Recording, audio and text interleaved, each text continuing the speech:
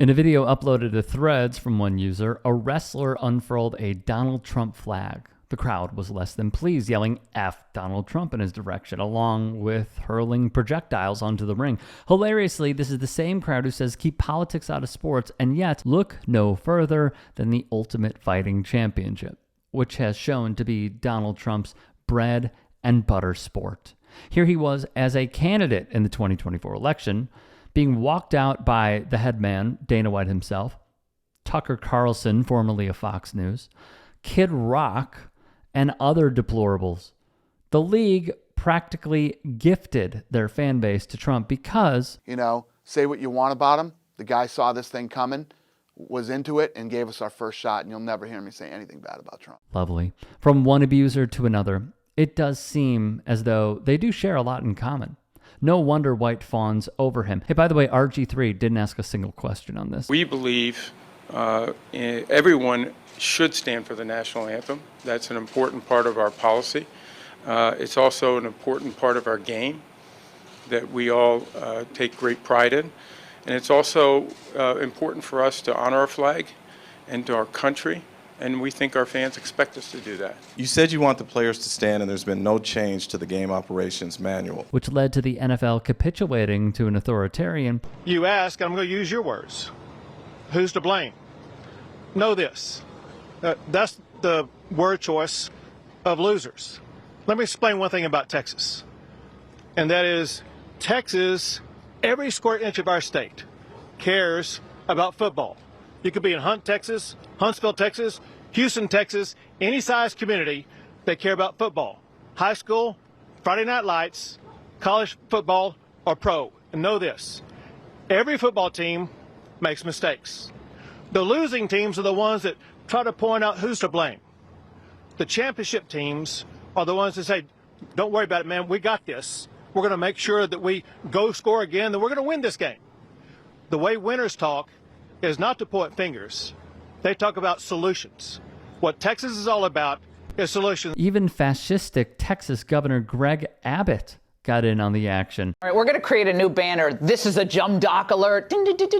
Must they run their mouths like that? This is what happens when you attempt to leave high school a year early to join the NBA. It's always unwise to seek political advice from someone who gets paid $100 million a year to bounce a ball, shut up and dribble. He's a disruption to the league. It's been a disaster for the NFL, this protest mentality. A lot of these guys are punks. You got the elite of the elite. You make millions of dollars to play a game, and you're like, can't stand for the national anthem? You got to be kidding me. Keep them out of that. It's like back of the bus. No greater hypocrisy could have been on display than this. Laura Ingraham, the host at Fox News, hated Colin Kaepernick and LeBron James using their platforms, but I will never agree with anybody disrespecting the flag of the United States of America. He's allowed to have his view about what kneeling and the flag means to him. I mean, he's a person. Drew Brees doing it, well, total pass. A few things to say on this. First, you went to Brooklyn.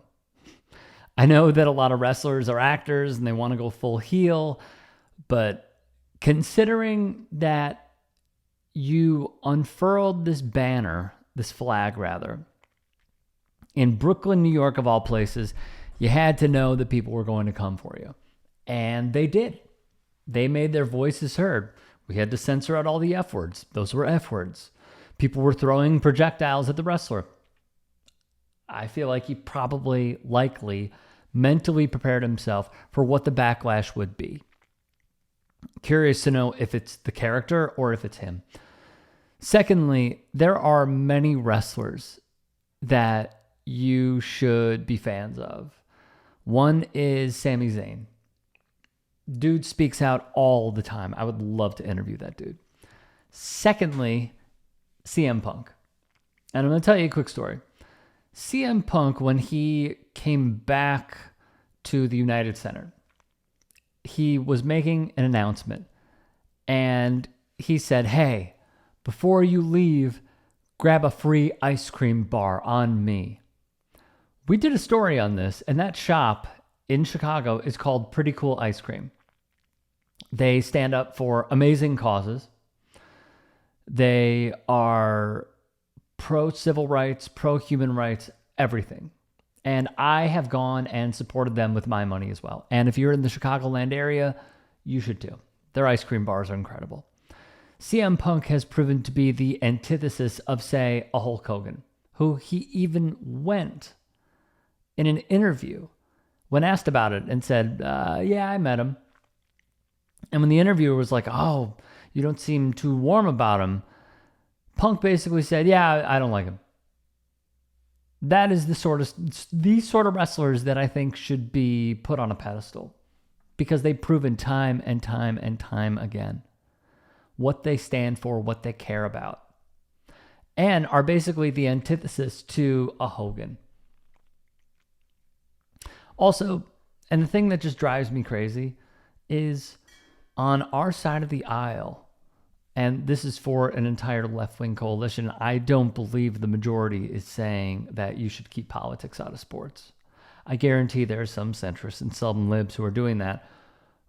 Nobody is saying that because it would be a violation of free speech. What we're saying is you have the right to do it. We have the right to critique you. While the other side is saying, oh, you're taking a knee, you should be deported. When Kaepernick first took a knee, Donald Trump went on Fox and Friends with Brian Kilmeade and said maybe he should leave the country. Why? Because you disagree with his political opinion? More so human rights opinion. Because he was talking about systemic racism, police brutality, and veterans being taken advantage of within this country.